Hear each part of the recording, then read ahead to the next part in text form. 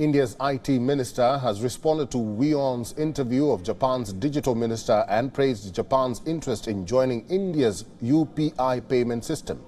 First, listen to an excerpt from the interview of Japan's Minister for Digital Affairs Kono Taro speaking to WION on Thursday. He said such collaboration could become the standard for cross-border payments in future.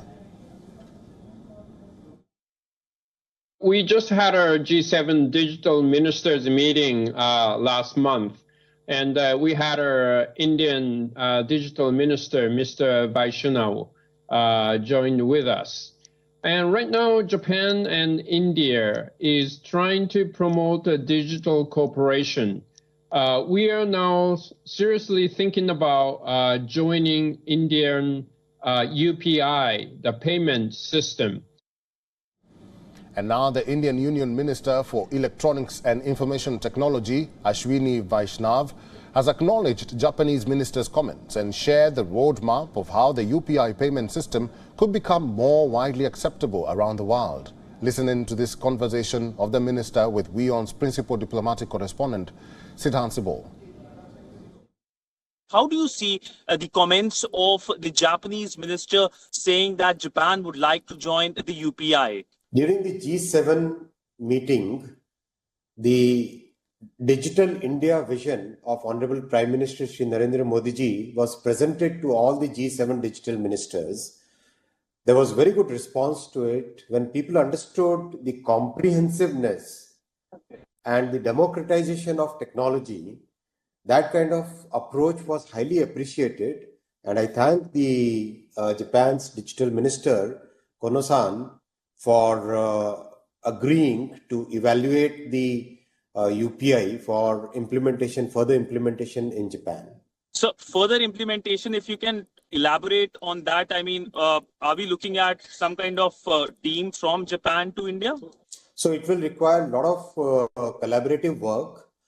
This is a very complex and comprehensive system on which the Japanese authorities and our Reserve Bank of India plus the NPCI, they will work together, and we will be constantly in touch. We'll monitor it very closely. So when it comes to the comments, I'm pretty sure that other countries have also shown interest when it comes to India's UPI. If you can elaborate on the global interest in India's UPI.